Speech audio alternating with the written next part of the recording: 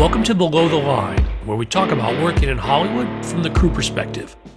My name is Skid. I'm a former assistant director and your host. Quiet on the set. Today we're talking about World War Z, and my guest is Max Brooks, author of the 2006 novel upon which the 2013 Brad Pitt starring movie adaptation was loosely based. Hi Max, welcome to Below the Line. Skid, it is good to talk to you. I'm glad to have you on this show. A quick warning for listeners, today's conversation may contain spoilers for either the book or the movie. You're taking your chances. But before we get into that, Max, tell me a little about your background and leading up to the writing of the book.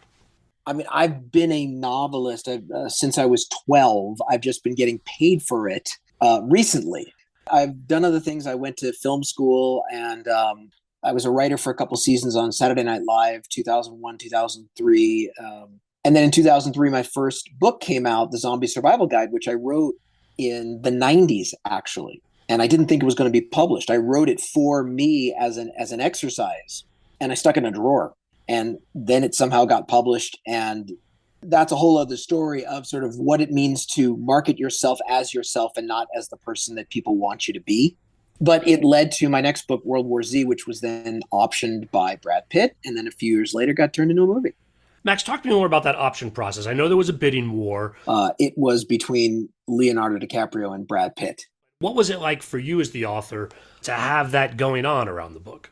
As an author, it brought a tremendous amount of attention to the book that it might not have gotten otherwise. In fact, I'm pretty sure it wouldn't have gotten otherwise. So it shot it up to the New York Times bestseller list before it even hit the shelves. And then it drew up my first book, Zombie Survival Guide, as well. And that led to a lot of other writing opportunities, and it led to a lot of people reading the book. And it opened doors for me that I never would have guessed because of the attention that was brought to it. I was asked to speak at the U.S. Naval War College, which then led to strategic studies groups at the Pentagon, which then led to my fellowships at the Brent Scowcroft Center at the Atlantic Council and the Modern War Institute at West Point. All because of this attention that the book suddenly got. Very interesting. The military picked up on this book, the attention that it got, because one of the themes of Zombie Survival Guide that I've taken away from it, and for folks who might not be familiar, is that zombies are not the biggest danger. It's really the collapse of infrastructure and societal issues that are a big part of the problem. Yes. My first book, Zombie Survival Guide, is a straight up disaster survival manual with zombies as the catalyst for the disaster, but only a small section of the book is meant to talk about actual zombie combat. So much else is meant to talk about nutrition and dehydration and infection, proper waste disposal. What do you do when you break an ankle and there's no one around to set it for you? All these things which I had learned growing up. It was the culmination of my childhood, growing up in LA, earthquake kits, earthquake prep, then a year in Army ROTC in college, and basically learning about how most casualties in war don't come from enemy combat. They come from things like disease or dehydration. The Zombie Survival Guide was a tactical book. World War Z was a strategic book. Whereas Zombie Survival Guide was how does an individual or a group of individuals survive the collapse of world order? How do countries survive? How do systems survive? And just like in the first book, the zombies were the catalyst, but everything else around it was real. And it took years of real research to figure out how modern armies operate, how intelligence networks operate. What does one do when the global supply chain has collapsed and you need to feed 50 million people? So that was my entree into the military because I knew what they do and I knew how to speak their language, even as an outsider. I was still a student of the profession of arms. But I want to go back to when Brad Pitt got the rights to the book. That was 2007. The movie's not coming out until 2013. From what I've read, they go through a couple iterations of the script. But as I understand it, you're not involved. How did it work that they took it and had other people write it? That wasn't even an option. It's not like they asked me to come in and write them a draft or anything like that. I mean, I had one meeting in the very beginning where I was asked sort of about the writers they were considering. And one of them was J. Michael Straczynski, who I've just been a lifelong fan of because of Babylon 5. And I got to meet him and I got to just turn into Chris Farley in SNL. He was, remember when that scene? You were really awesome. I got to turn into that babbling fool.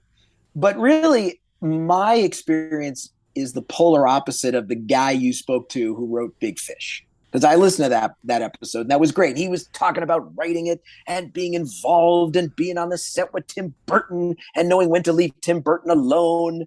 John August talked about writing Big Fish and working with us on that in Alabama. But your experience was the opposite, as you said. I was a passive passenger. And then many years later, I saw the trailer for the movie. And that was obviously quite a shock, because if the trailer was anything like the movie, it wasn't going to be anything like the book I wrote. And I was very lucky because I had 3 awesome people to sort of slap some sense into me. One of them was my wife, of course. I mean, I always say when people ask me advice for writers, I say, you got to marry your best friend, because you can't have a solitary artistic career with your head up your own ass. You got to have a best friend. You've got to have a confidant. You've got to have someone who can give you tough love and support and also be willing to tell you things you need to hear. So my wife said to me, you need to reach out to our friend, Frank Darabont. Frank, I had recently become friends with. Frank, for some of your listeners who don't know, took a small indie comic book called The Walking Dead and took it to AMC and turned it into the mega hit that it is. He did that. He wrote it, the cast, the crew, directing, producing, and as a reward for this once in a century hit, he was fired. He was fired off his own show because AMC thought, well, now we have what we want. Let's get him out of the way. So Frank knows what it's like to get screwed. And I wrote to him, oh my God, Frank, this movie, they're ruining my book. And Frank wrote me back very honestly and said, they did not ruin your book. Did they take your book off the shelves and rewrite it? No, they didn't do that at all. He said, what are you complaining about? You have your side of the story. He said to me, Max, try being a screenwriter, which is what I have been my whole life. Try having a script completely eviscerated by a director, but still produced. So then the world thinks that's what you wrote. He said, Max, if anybody ever wants to know your side of the story, there's your book in its purest form.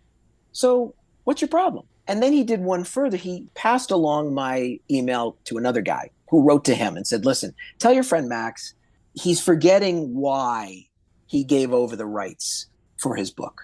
Because the reason he did it is the reason we all do this as novelists. We do it to bring attention to our book. We do it so people will read our book. And now so many people are. So who cares what the movie looks like? What matters is so many people have been introduced to this book that would have probably never even heard of it. All the best, Stephen King. So these 3 people got me on the right track again. And so I went and I saw the movie and I was so relieved because it was absolutely nothing like my book. And that, I know that sounds very weird, because you would think intuitively, emotionally, the farther the movie goes from the book, the more upset the original author would be.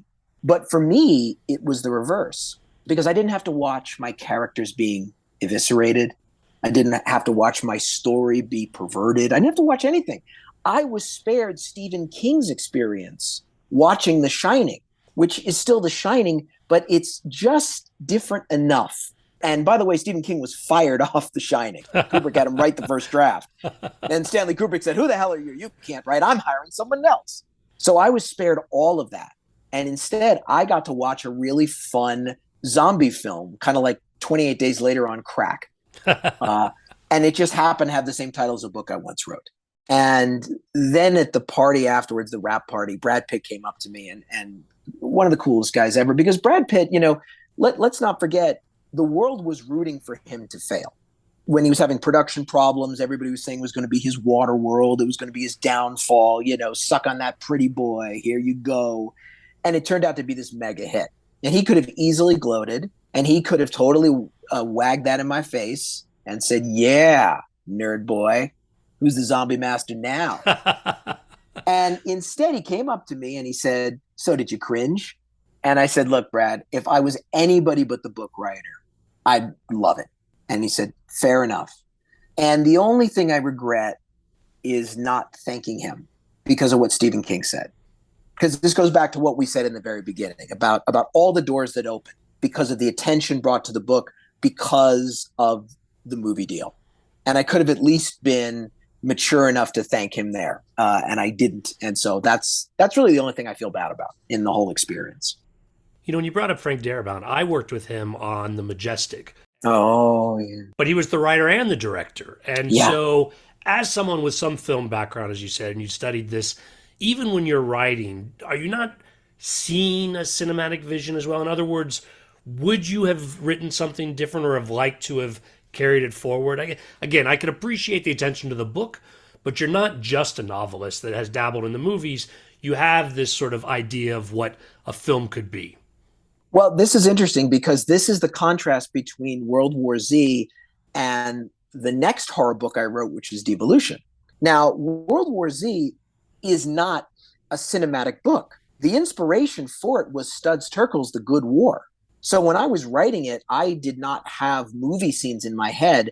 I had a book in my head. In the defense of what Brad Pitt and his folks did, that's a hard nut to crack. It's very hard to take a book of interviews with survivors and try to turn it into a 2-hour cinematic romp. You know, that's a heavy lift. Whereas Devolution, which is a Bigfoot attack story, that started off as a movie idea. And I pitched it to Legendary Pictures, and Thomas Tull loved it. And they brought in a writer, and they were going to make a movie, and it didn't go anywhere. And also the script was different than my original vision. So once again, my super wife said, go to Thomas Tull and ask for the novel rights back, which I did. And Thomas, coolest guy ever, said, sure, you know, let's just sign something. So if we do make it into a movie again, Legendary will do it. I said, fair enough. So when I sat down to write Devolution, I already had a movie in my head, and the book itself is very cinematic. You can see the movie as you read the book. So now the new team that is developing it into a movie have a much easier time. And also, the person I am with Devolution is a very different person at a different place in my career with World War Z. Like we said, with World War Z, nobody asked for me to write a first draft of that script. But with Devolution, I could demand it. So I got a first draft in before the next team came in. Now, when they were filming World War Z, did you ever get to visit set? No, I had one day at Edinburgh, and that was fun. I mean, it was sort of, I wasn't sure if the zombies were running or not. I thought, wait a minute. But it was huge. I've grown up on movie sets, so that I think I was denied the kind of joyous wonder maybe a writer who didn't grow up in Hollywood might have had. I think, that would have been a lot more fun. But walking onto movie sets and seeing the chaos and is how I grew up. It wasn't as exciting as it could have been and as it should have been. So, Max, going back to that point I said earlier, where it's not just the zombies, and in some ways they're a metaphor for disaster in general. In writing about zombies, what would you have done, or how are those themes would you like to pick up on? I am a lifelong fan of George Romero, and I always give him credit. Anytime anyone says, I like your books or anything about zombies, this wouldn't exist without George Romero.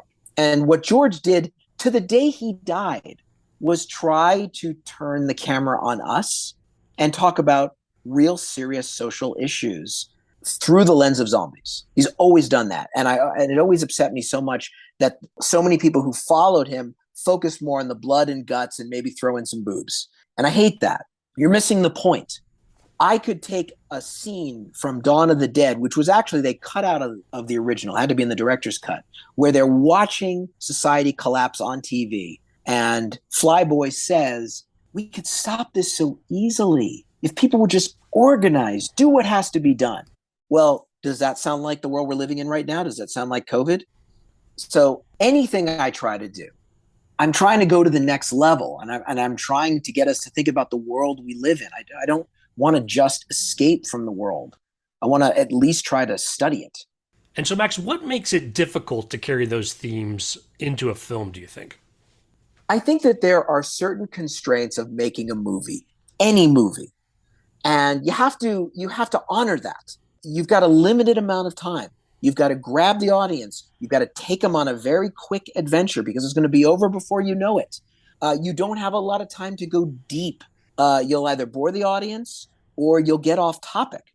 In fact, I have seen, and I know this is blasphemy what I'm about to say for an author, But I have actually seen better movie adaptations than the books they were based on because the movies were tighter, they got the message, and they told their story. One of them was Jaws. No disrespect to Peter Benchley, but I honestly think that Spielberg's movie was tighter and got closer to what you're trying to do with the shark. Likewise, Logan's Run, one of my favorite old movies. I love that movie, but then I read the book, and the book is much more, it's sprawling, and I'm not even sure if the logic adds up, whereas every thread in the movie weaves together to tell this amazing post-apocalyptic tale. So, like I said, you have to honor the constraints of a movie.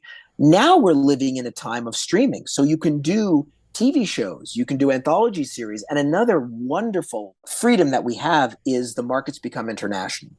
Back in the day, you had to make a movie and everybody had to be American and you had to tell it to an American audience. But now that you have a global market, you can tell a sprawling international story, multi-language, multi-country, where you could really see how big this planet is in the way that Studs Terkel wrote The Good War. It wasn't just Saving Private Ryan.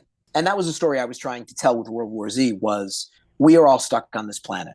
And if we don't solve the regional problems, they will become global problems.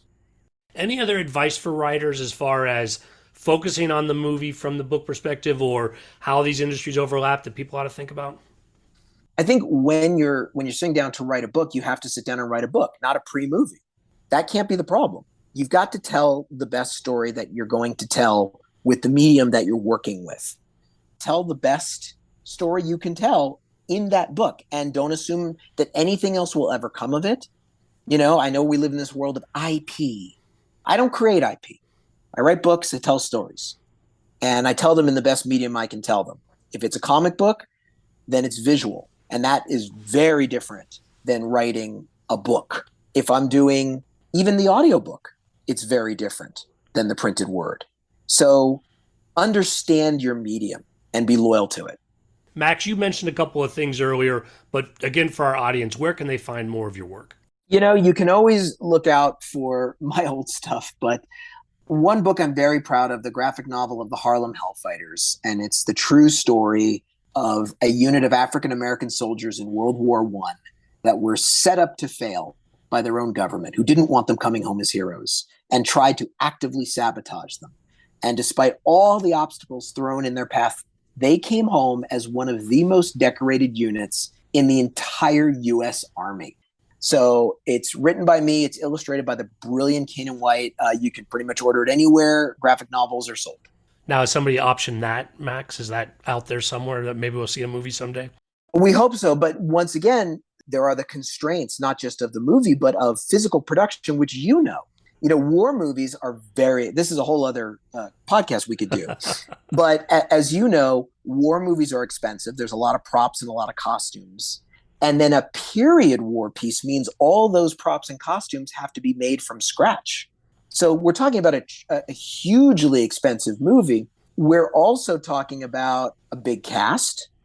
And when I wrote it, I originally wrote it as a screenplay. And I pitched it around Hollywood in the 90s. Nobody wanted it because the gold standard of American post-Cold War cinema was American Pie. Right? That was our victory. That showed the American century was triumphant, was a dude sodomizing a dessert. So nobody wanted it, and I was going to give up. And then LeVar Burton read the script, and he said, "You've come closest to the truth with this." As a kid who grew up with dyslexia and never really did well in school, to have Commander Geordie LaForge tell you you've done your homework, that kept me on track. So then when I got into comic books, I thought, I can finally tell the visual story because this is a visual story. This is about race. This is about what people see. I don't want to just write a novel because the reader might forget these people and forget what color they are. These people were never allowed to forget it. So a comic book was great and it allowed me to do it. But my fantasy for this movie would be like A Bridge Too Far or The Longest Day, one of those great all-star casts. But how do you do that? Because back in the day, the only reason you could have an all-star cast was because they all worked for the same studio. Trying to wrangle all this talent, I don't know how you would do that. Well, that one might be a bridge too far, but on that note, we're going to call it a wrap here. But great talking with you. Awesome. Thank you. Listeners, I always appreciate your feedback. You'll find my contact info on our website, belowtheline1word.biz, that's B-I-Z. You'll also find past episodes and links to all of our social media, so check it out. Closing credits, thanks to Curtis Five for our music, John Wan for our logo, and to all of our listeners, I appreciate you. Please rate us wherever you get your podcasts and tell your friends. Thanks again from Below the Line.